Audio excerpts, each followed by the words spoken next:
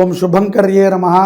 నిఖిల శ్రేయోదాయిని సర్వకార్య సిద్ధిప్రద పరబ్రహ్మస్వరూపిణి శుభంకరీ నమోస్తుతే.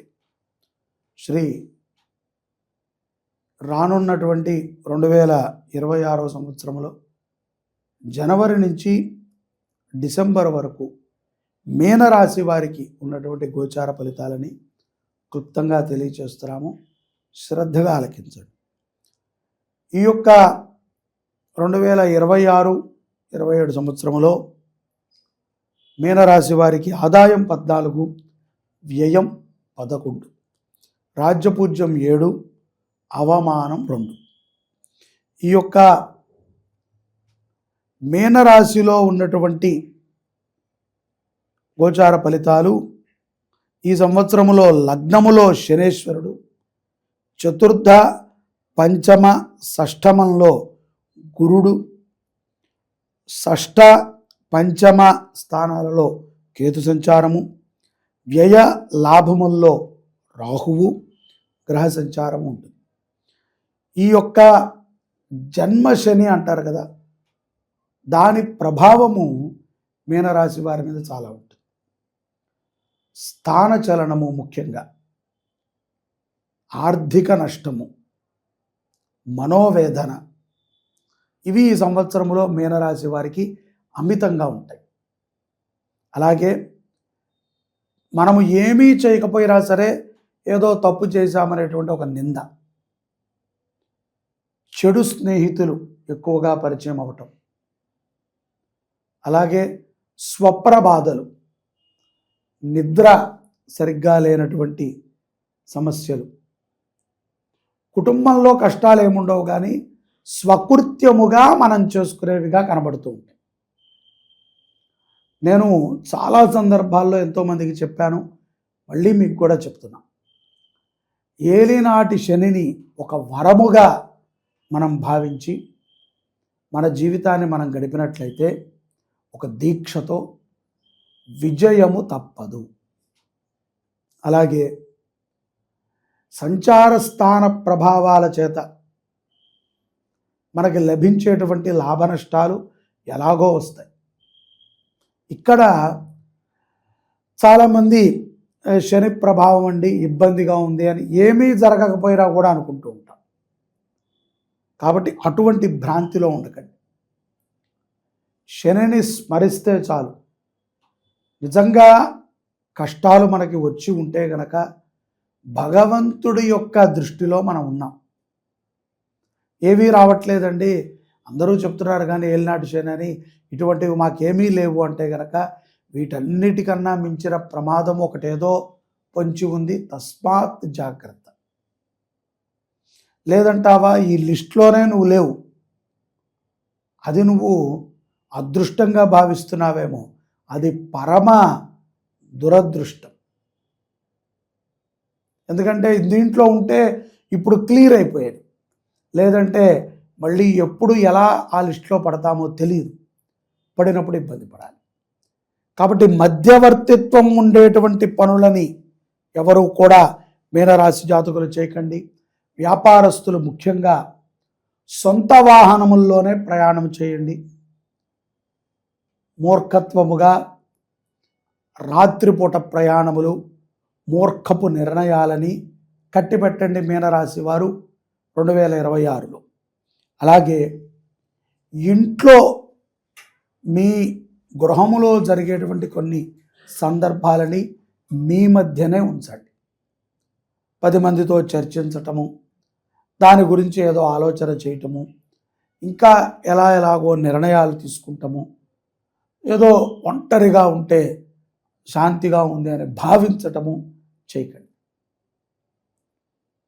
ఆర్థిక పరముగా ఎన్ని నష్టములు ఉన్నప్పటికీ నెలాఖరు వచ్చేటప్పటికో ఈఎంఐలు వచ్చేటప్పటికో సకాలములో ధనము చేకూరుతుంది. ఇది చాలా గొప్ప వరము మీనరాశి వారికి. అలాగే ముఖములో ఉన్నటువంటి కళ తగ్గిపోతున్నప్పటికీ ఏదో ఒక తెలియనటువంటి నిరుత్సాహము నిరంతరము మీ వెంట ఉన్నప్పటికీ ఎంతో ధైర్యంగా ఉంటారు. ఎటువంటి నిర్ణయాన్నైనా సరే పెద్దలతో చర్చించి తీసుకోండి. సొంతంగా నిర్ణయాలు ఈ యొక్క సమయంలో 2026లో ఏమాత్రము పనికిరావు. దేనికైనా సరే ఒక్కసారి అంటే మనకి చెప్పే ఆన్సర్ కోసం కాదు, మనకు కావాలంటే కావాలి అని ఎవరు చెప్తారో వాళ్ళకి చెప్పడం కాదు, తల్లిదండ్రులతో చర్చించాలి. లేకపోతే భార్యతో కానీ, అక్కతో అన్నతో కానీ, తమ్ముళ్ళతో కానీ, ఎవరితో అయినా సరే మీ ఆప్తులతో చర్చించండి. ఇలా జరిగింది, ఇప్పుడు ఏం చేస్తే ఈ యొక్క కష్టం నుంచి బయటపడతాము అని మీరు చర్చ చేయండి. ఎక్కువగా భగవద్గీతని శ్రవణం చేయటం ద్వారా కొంత ప్రశాంతతని పొందుతూ ఉంటారు. మృతా సంబంధితమైనటువంటి బాధలు కూడా ఈ సంవత్సరము కొంత మీనరాశి వారికి ఉంటాయి. అలాగే ఆర్థికముగా కోర్టులో ఏదైనా వ్యవహారములో చిక్కుకుని ఉంటే దానికి సంబంధించినటువంటి ఫలితాలు ఈ యొక్క 2026లో ఏప్రిల్ నుంచి జూలై మధ్యలో ఒక శుభ పరిణామము మీకు జరుగుతుంది. దూర ప్రయాణాలు వెళతారు, ఖర్చులు కూడా పెరుగుతాయి ఈ సంవత్సరంలో ఏప్రిల్ తర్వాత నుంచి. కొంతమేరకి నెలలో 1-2 రోజులు కష్టం ఉన్నప్పటికీ ఎక్కువగా ఒంటరిగా ఉండటానికి, ఎక్కువగా మీలో మీరు మదనపడటానికి ఆస్కారం ఎక్కువ ఉంటుంది. కాబట్టి అటువంటి సందర్భాలను తెచ్చుకోకండి. ఎక్కువగా అందరితో కలుస్తూ ఉండండి, మాటామంతి చేస్తూ ఉండండి. ఏదో మాట్లాడమన్నాం కదా అని అనవసరమైన మాటలు కాకుండా ఉపయోగపడేటువంటి మాటలను మాట్లాడండి. నూతనముగా వ్యాపారములని ఆలోచించే విధముగా ఈ యొక్క మార్చి తర్వాత నుంచి జూన్ మధ్యలో మీ ఆలోచనలు ఉంటాయి. విద్యార్థులకి చిరచర ప్రమాదములు గోచరిస్తూ ఉన్నాయి. తస్మాత్ జాగ్రత్త. వాహనము నడిపేటప్పుడు మాత్రము వేగము పనికిరాదు. ఎంతో జాగ్రత్తగా ప్రభుత్వం చెప్పిన విధముగా, మీ తల్లిదండ్రులు చెప్పిన విధంగా హెల్మెట్ ధరించటము, సీట్ బెల్ట్ పెట్టుకోవటము, 3-4 కలిసి బండి ఎక్కటము కాకుండా ఎంతమంది ఎక్కాలో అంతమంది మాత్రమే ఎక్కి వాహనం నడపటం చేయండి. ప్రేమ వ్యవహారాల ఎందుకు కూడా చాలా జాగ్రత్తగా ఉండాలి. ఒక 50% మాత్రమే సత్ఫలితాలు కనిపిస్తున్నాయి. ఆప్యాయతతో మాట్లాడేటువంటి వాళ్ళు, మీ మీద ప్రేమని చూపించేటువంటి వాళ్ళు తరచూ తాహసపడుతూ ఉంటారు. ఈ సంవత్సరంలో కొంత ఈ భూమిని పెట్టుకునే వ్యాపారం చేసేటువంటి వారికి కొంత ఈ యొక్క సెప్టెంబర్-డిసెంబర్ మధ్యలో గట్టుకాలం అనుకోవచ్చు. అయినప్పటికీ మీ చాకచక్యముతో మీకు జరిగిన నష్టాన్ని ఏదో ఒక రకంగా మీరు పూడ్చుకుంటారు. కాబట్టి తెలివితేటలని ఎక్కువగా అభివృద్ధి చేసే విధంగా నిత్యము ప్రాణాయామం చేయండి. ప్రశాంతతగా ఉండండి, కోపగ్రస్తులు అవ్వకండి. ఎవరిని నమ్మాలో ఎవరిని నమ్మకూడదో విచక్షణగా ఉండండి. ఏదో 10 మంది ఇచ్చారు కదా అని చెప్పి మీరు కూడా దాన ధర్మాలని చేయకండి. మీకు నచ్చితే, మీరు ఇవ్వగలిగితే, మీరు ఇచ్చేది సక్రమమైనటువంటి విధానంలో వెళ్ళగలిగితే మీరు దాన ధర్మాలు చేయండి, సత్ఫలితాలని పొందండి. మీరు పేదవారిని చూసినప్పుడు కానీ, లేదా మీకంటే కొంత స్థాయిలో తక్కువ వారిని చూసినప్పుడు కానీ జాలి పడటము కంటే కూడా వాళ్ళకు ఉపయోగపడేటువంటి పనిని చేయి. జాలి పడటం ఏముంది, అందరము పడతాం. కానీ ఉపయోగపడేటువంటి పనిని చేయగల సామర్థ్యం ఉన్నప్పటికీ చేయలేకపోతుంటే మిమ్మల్ని చూసి వాళ్ళు జాలి పడాలి. అయ్యో, ఇవ్వగలిగిన స్థాయిలో కూడా వీళ్ళు ఇవ్వలేకపోతున్నారే. కాబట్టి జాలి పడటం కంటే కూడా సహాయపడటం ఉత్తమం. ధాన్య రాశులతో వ్యాపారం చేసుకునేటువంటి వారికి బాగుంటుంది. వ్యక్తిగత అభివృద్ధులని కూడా సెప్టెంబర్ మాసంలో కొంత చూస్తారు. అలాగే కుటుంబ అభివృద్ధి పరమైనటువంటి ఆలోచనలు కూడా ఈ సంవత్సరం ఎక్కువగా చేస్తారు. సోదరితో కానీ సోదరులతో కానీ మీనరాశి జాతకులకు విభేదాలు ఉంటే వాటిని సర్దిపుచ్చే విధంగా ప్రయత్నం చేయండి. జాయింట్ వ్యాపారాలని చేసుకునేటువంటి మీనరాశి జాతకులు 1-2 సార్లు పత్రాలను పరిశీలించండి. మధ్యలోనే మీ పార్ట్నర్ జారిపోవచ్చు, మధ్యలోనే మిమ్మల్ని ఇబ్బంది పెట్టే విధంగా అతని యొక్క ప్రవర్తన ఉండవచ్చు.